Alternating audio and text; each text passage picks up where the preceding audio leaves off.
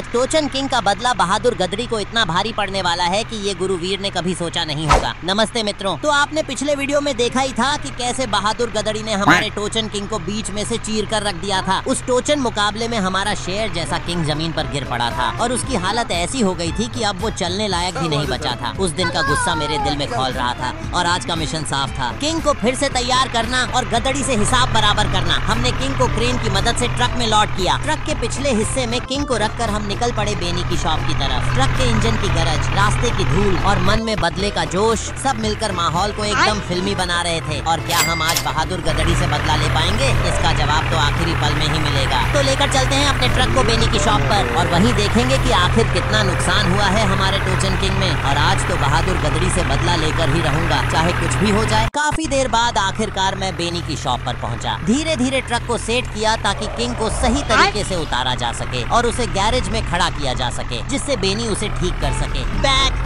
Back, अरे रुक भी जा भाई, ट्रैक्टर को उतारना है, ट्रक नहीं। मैं हंसते हुए चिल्लाया, लेकिन अंदर से पूरा टेंशन में था। अब गेट खोलो पीछे का। चलो ट्रैक्टर को ट्रक से बाहर निकालते हैं। लेकिन दिक्कत ये थी कि किंग अब खुद से चलने लायक नहीं था। मजबूरी में उसे खींच कर निकालना पड़ेगा। जिस तरह से क्रेन की मदद से उसे ट्रक पर चढ़ाया था, उसी तरह अब बेनी का ट्रैक्टर लगाना पड़ा पीछे ताकि खींच कर नीचे उतारा जा सके। मैंने टोचन कनेक्ट कर लिया और धीरे धीरे किंग को खींचना शुरू किया। जैसे जैसे चेन तनी और पहिए जमीन पर खींचते हुए आवाज कर रहे थे, मुझे लग रहा था कि शायद गियर बॉक्स पूरी तरह से टूट चुका है और इसी वजह से टायर घूम भी नहीं रहे हैं। मैंने सोचा क्यों न ट्रक को आगे बढ़ाया जाए, जिससे किंग खुद ही नीचे उतर जाए। और हाँ, यही हुआ। ट्रक आगे बढ़ा और किंग नीचे उतर आया। अब लेकर चलते हैं उसे गैरेज के अंदर। सावधानी से किंग को अंदर खड़ा किया और आखिरकार परफेक्टली पार्क कर दिया। लेकिन ये बेनी भी ना कभी टाइम पर शॉप पर होता ही नहीं।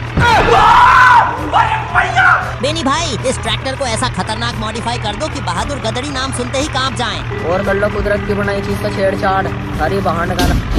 और फिर मैंने बेनी से पूछा, ये ट्रैक्टर बीच में से कैसे टूट गया, वो भी एक मामूली बहादुर गदड़ी से? बेनी बोला, तुमने कहीं दूसरी जगह मॉडिफाई करवाया होगा और वहाँ पैसों के चक्कर में ओरिजिनल बोल्ट की जगह नकली बोल्ट डाल दिए होंगे, इसी वजह से ट्रैक्टर बीच में से टूट गया। ये सुनते ही मेरे अंदर आग लग गई। लेकिन अब जो हो चुका था उसे बदल नहीं सकता था। मैंने गहरी सांस लेते हुए कहा, कोई बात नहीं, अब उस बहादुर गदड़ी से बदला लेंगे। बेनी, अब तू जल्दी से इस ट्रैक्टर को मॉडिफाई कर, क्योंकि आज उसके लिए कोई रहम नहीं होगा।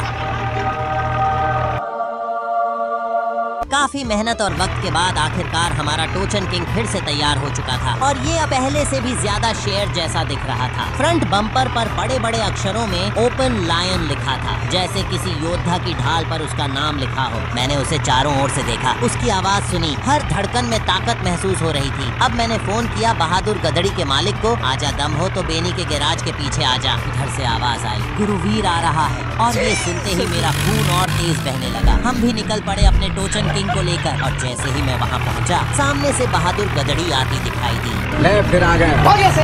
दिल की धड़कन तेज, भीड़ में शोर और दिमाग में बस एक ही सवाल, क्या आज हम जीत पाएंगे? तुम सब कमेंट में बताना। ट्रैक्टर को सेट किया, टोचन कनेक्ट किया और मुकाबला शुरू। टोचन किंग ने बहादुर गदड़ी को खींचना शुरू किया। गाइस, जल्दी से लाइक करो जिससे निशु भाई का ट्रैक्टर जीत जाए। और तभी, अरे ये क्या, हमारा ट्रैक्टर पीछे जा रहा है। तुमने लाइक नहीं किया इसीलिए तो। और जैसे ही लोगों ने लाइक ठोका, किंग गरजा और गदड़ी को घसीटने लगा। अब बहादुर गदड़ी का मुंह दिखाने लायक नहीं रहेगा। चारों तरफ लोग चिल्ला रहे थे। कोई कह रहा था टोचन किंग जीतेगा, तो कोई चेतावनी दे रहा था, बहादुर गदड़ी को हल्के में मत लेना। मुकाबला और खतरनाक होता जा रहा था। गदड़ी को घसीटते घसीटते हम गांव में पहुंच गए, उसी जगह जहां गुरुवीर ने पहले टोचन किंग को नीचा दिखाया था। लोग दंग रह गए गदड़ी की हालत देखकर। टायर तो बीच रास्ते में ही अलग हो गए थे। गुरुवीर की बोलती बंद हो चुकी थी। मैंने जोर से कहा, जब तक गुरुवीर टोचन किंग से माफी नहीं मांगेगा तब तक ट्रैक्टर रुकेगी नहीं। काफी देर बाद आखिरकार गुरुवीर की आंखों में आंसू आ गए। उसने हाथ जोड़कर माफी मांगी और तब जाकर मैंने किंग को रोका। आज सिर्फ बदला नहीं लिया गया, बल्कि सबको सबक भी मिल गया। टोचन किंग से पंगा लेने का अंजाम क्या होता है।